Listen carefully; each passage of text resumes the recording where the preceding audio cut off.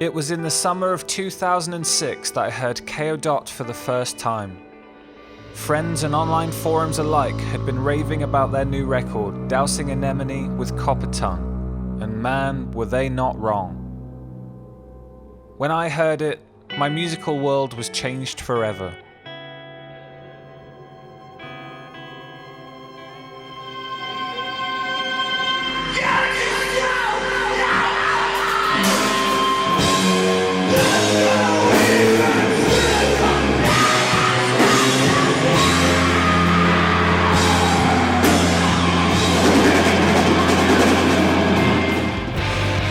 The music was dark, heavy, progressive, and yet sophisticated and rich in detail and instrumentation.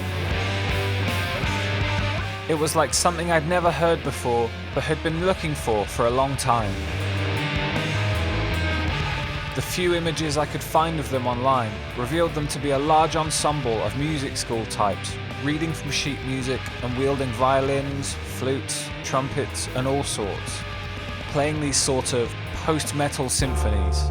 In a host of unbought waterways. Serene melodic passages exploded into cacophonies of extreme, discordant metal.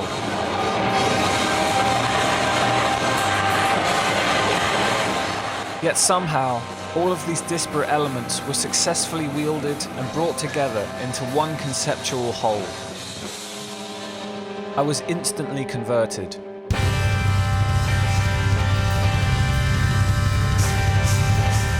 From dousing, I worked my way back to their previous record, Choirs of the Eye, which was even grander in its orchestration. At some stage, I heard it described as astral metal.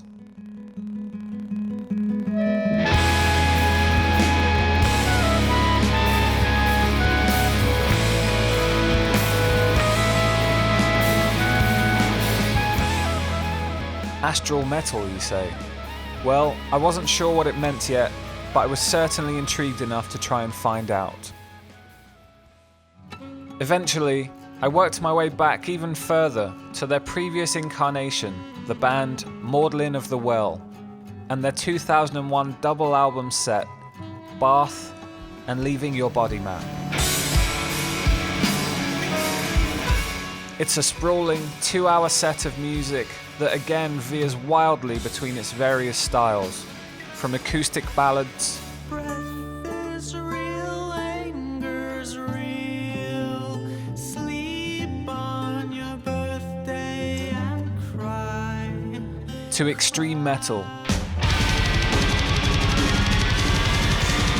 And unlike Kayo Dot up to that point, featured the death-like growls of lead lyricist Jason Byron. In my eyes there is no other. You are perfect as open face. In my eyes I see no other. You is my glorious thing. Reading the liner notes in the CD reissue, I began to see where this idea of astral metal had come from. It seemed that lead composer Toby Driver had experimented with writing Maudlin's music in his dreams. He writes, "I'm keen on the idea of an astral library, an extraplanar place where all art already exists. This makes the artist into simply a messenger who visits the astral library in an altered state, reads, sees, or listens to something, and then brings it back and reports it or interprets it to the world. I come up with a guitar tuning that really touches me in a weird way and tune the acoustic to it.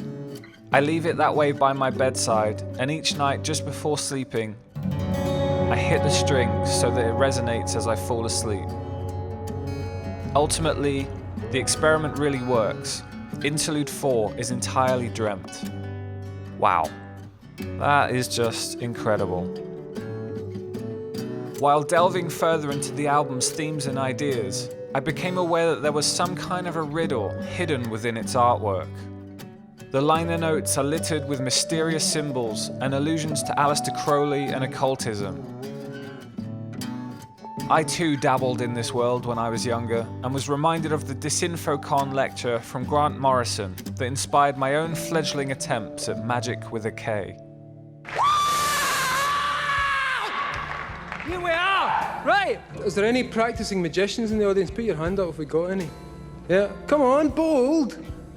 A few. Okay, by the time we finish this, you're all going to be practicing magicians.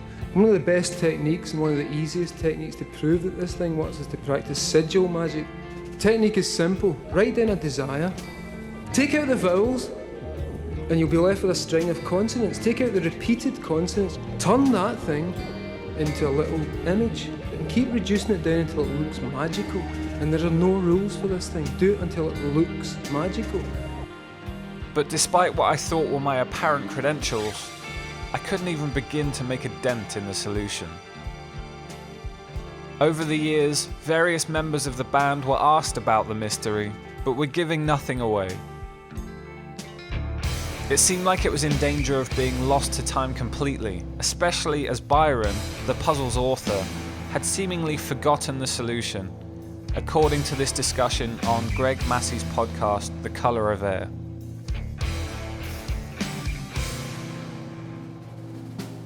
What is the answer to the bath leaving your body map puzzle? Jesus Christ, I don't know.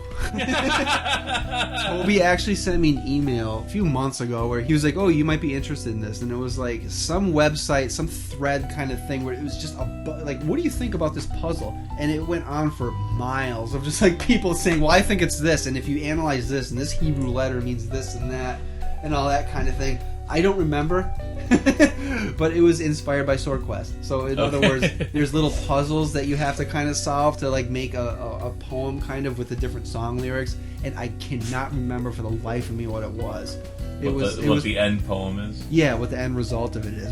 The website he's talking about, I think it's safe to assume, is the Ultimate Metal Forum, which functions as a semi-official home for Kayo Dot and Maudlin of the Well. Several posters there had done a lot of great work on the puzzle already, but it seemed that the ultimate answer had eluded them. And so here we are in 2020, and the riddle remains unsolved. Thanks in no small part to a worldwide pandemic, I found myself with a lot more free time on my hands than I was used to. And I thought, I have time, I can solve this thing. I'm gonna go back to the beginning, try to work everything out for myself, and see if I can put this to bed for once and for all. Now, if, like any good listener, you read the lyrics and liner notes along with the album, you'll notice that each of the 4 instrumental interlude tracks are represented by a sigil accompanied by some Hebrew script. These just beg investigation, and luckily it's fairly easy to look up tables of Hebrew characters and translate them online.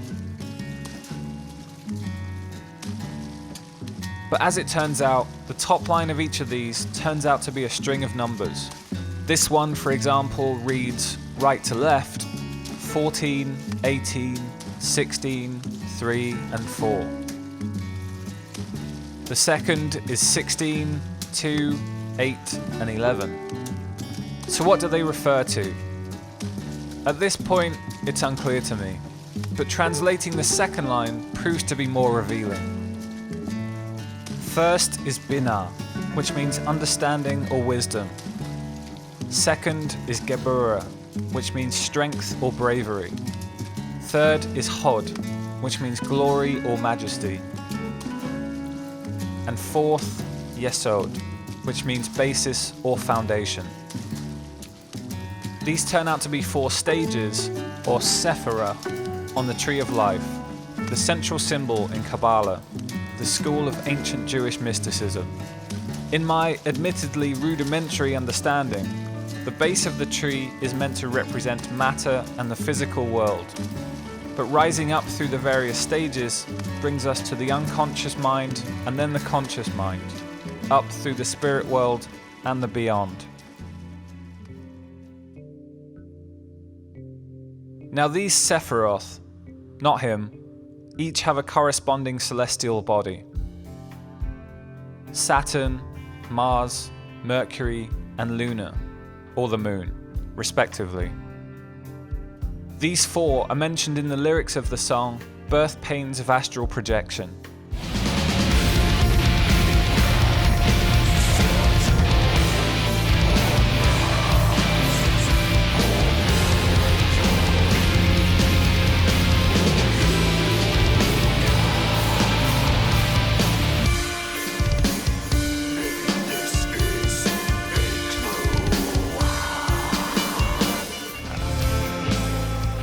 this is a clue, but a clue to what? Frankly, at this point, without any further help, this was about as far as I was going to get. The next stage was something to do with planetary number grids, and I don't mind admitting that they went completely over my head.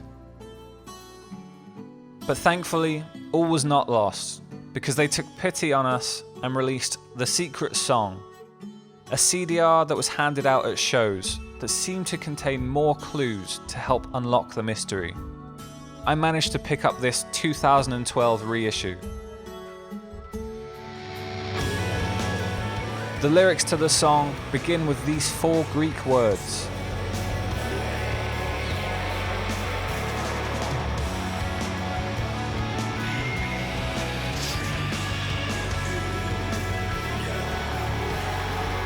Okay, well those don't mean much to me yet, but this next verse looks a bit more familiar.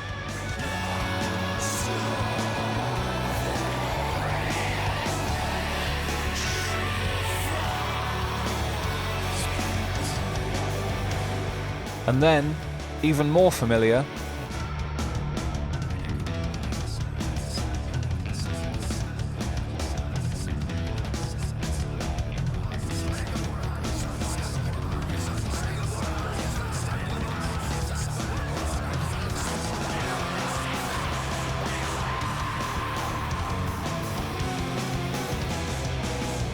okay, so what do we have?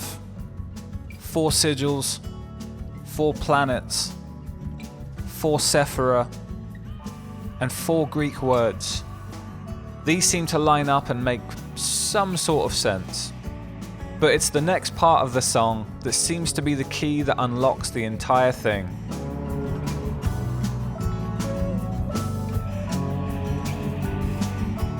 Apparently, somewhere among these buried screams are this set of lyrics. I read into these 4 songs, the numbers of the lines, in a magical language, and wrote the first words, and this is a great secret. So, to extrapolate a little bit further, it seems that there are 4 songs from which we should write the first words. Looking back at the booklet, you'll notice that many of the songs have numbered lines. So, I presume we take the first word of certain numbered lines in certain songs, and that gives us the answer. Cool. Except, I don't know which songs we're supposed to use yet. But so far, I haven't really understood the significance of the Greek words, so that was definitely my next point of investigation.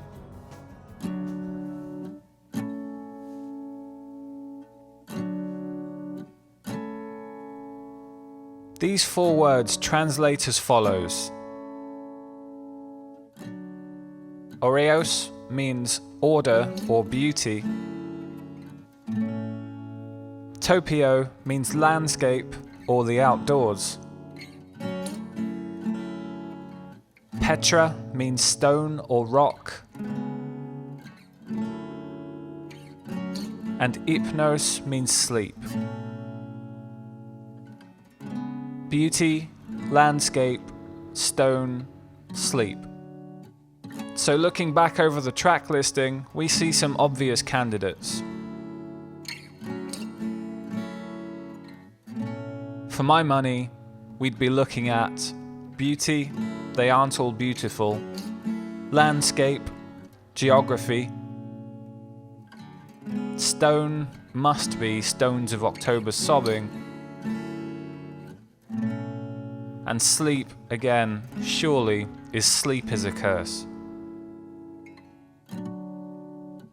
So, that's progress. So now comes the slightly arduous process of writing down the first word of each numbered line according to the numbers from the Hebrew of each of the sigils for each corresponding song. Are you still with me? Good. Because, behold, I am now finally able to reveal the solution to the bath leaving your body map puzzle for the first time in almost 20 years. And it reads, see creation breathe in you.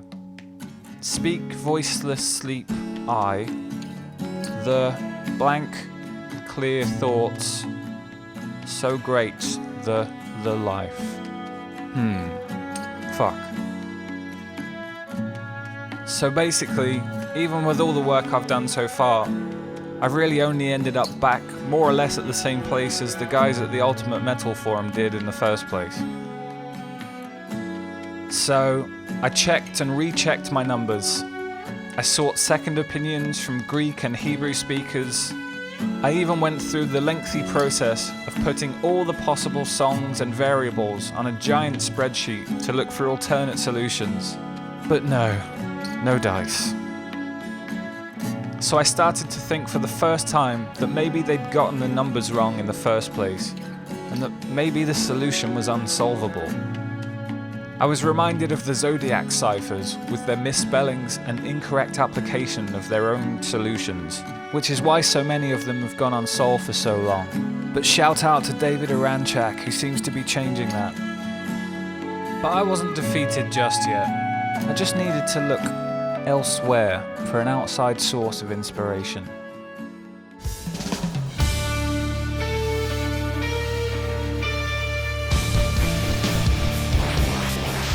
After going down various rabbit holes, I ended up looking into SwordQuest, a 1980s video game series for the Atari, which, if you remember, Byron said had inspired the puzzle in the first place. It was inspired by SwordQuest. So in other words, there's little puzzles that you have to kind of solve to like make a poem kind of with the different song lyrics. The games involve players having to navigate a convoluted series of rooms based on signs of the Zodiac to collect items and reveal clues to solve a final puzzle. Well, that sounds familiar. The first players who got the correct phrase were rewarded in real life with gold and riches in the form of crowns and jewels. I mean, who wouldn't want to be as cool as these guys? But one key difference I noticed from the maudlin puzzle is that there were certain words that were red herrings that you had to discard. There would be hidden clues to tell you how to do this. One such example was prime numbers, and another was adds to 7. When you combined only the correct words, they would reveal these amazingly cryptic phrases like hasten towards revealed crown, or leads to chalice, power abounds. So I applied this kind of thinking to the puzzle, leaving out certain words or substituting in others. But I didn't really get anywhere, and again felt like I was barking up the wrong tree. But you know what? Something about these phrases gave me an idea about the kind of cryptic vibe that I might be looking for. Instead of clear lines of instruction, they might simply be these strange, poetic phrases. So, it wasn't a total loss. As an aside, there were 3 SwordQuest games made, but the 4th, Airworld, was never finished. And the ultimate prize of the magical jeweled sword thing was never awarded to any young adventurer. But all this gave me an idea, and I was determined not to let this puzzle disappear like Airworld did. Okay, so going back to my solution and looking afresh. See creation breathe in you. Now to my mind, this line seemed to be perfectly in keeping with the kind of cryptic phrase I was looking for, and so I put it to one side as being pretty solid. The next line that I thought was almost there was so great the life. Now, aside from the double the, which is an obvious error, this was almost a complete sentence, so I went through the other possibilities to see what else I could make. The what life? What could it be? The great life? The sleep life? No. Really the only thing it could be is humbled. So great the humbled life. That for me very much passes the SwordQuest test. So at this point, I can only conclude that they must have gotten some of the numbers wrong in the puzzle, which is a great shame and would explain why nobody has solved it till now. But using this last one as an example, with just a little bit of finagling, I feel like I can still finish this. So I went back through the other 2 songs, agonized back and forth, and finally, when I felt I'd done what I could, I gathered my courage and sent off my proposed solution to Toby. I waited for a response, though I wasn't sure I should really expect one. But lo and behold, there it was, waiting the next morning. So I didn't get it all right, but Toby did confirm lines 1 and 4, and basically told me that I only had one word wrong in line 2, so after a bit of back and forth, I got that one straightened out. Line 3 is a bit more difficult, and hasn't yet been confirmed. It seems that only Byron himself could do this, but alas, it seems he no longer remembers the solution, as we previously heard. So is the riddle solved? Kind of? Maybe as close as it will ever be, but if anybody wants to pick up the ball and run with it, then be my guest. Okay, so enough waffle. My proposed solution to the bath leaving your body map puzzle is: see creation breathe in you, speak voiceless, sleep, listen, bless the clear thoughts, so great the humbled life. This is Interlude 4 playing now, the music that Toby brought back from his dream, or the Astral Library if you will. I'm sure the exact meaning is known only to the band and might well be lost to time, but what I take from it is this: to get outside yourself, or to leave your body map, is not outwards but inwards. All of creation is within you. To see the world in a grain of sand, I suppose. After this album, Maudlin of the World disbanded and Kayo Dot began. It seems that with that one piece of music, where everything came together so perfectly, they'd achieved everything they wanted from this project.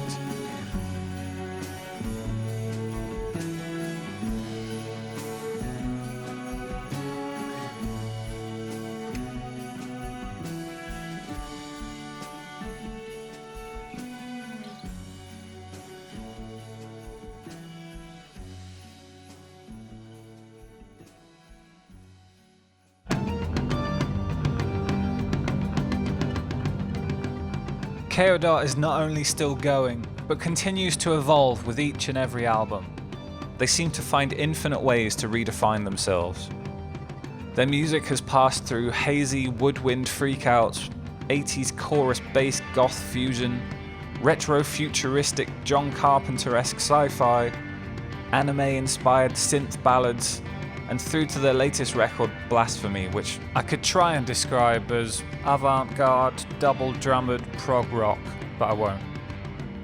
In 2009, Maudlin of the World reformed for a one-off reunion album titled Part the Second, which was very well received by fans, even though it had a very different sound to the original run of records. Greg Massi now operates under the umbrella of Retcon Industries and is active in bands Balisette and Concilium, and continues to publish his Color of Air podcast. Jason Byron continues his writing, contributing lyrics to Kayo Dot albums, and published the epic prose poem The Sword of Satan in 2013. As for Toby, as part of his subscription package through BandCamp, I've now amassed over 60 records of his, from his early work as Spoonian, Lost Maudlin of the World demos, Kayo Dot's full-length LPs and 2 EPs, solo records that focused on ballads, and plenty more of indefinable, experimental, and improvised material. And even that is to name only a handful. It's an incredible body of work that I'd recommend to anybody who fancies visiting the outer reaches of experimental rock music. They are deserving of a far wider audience.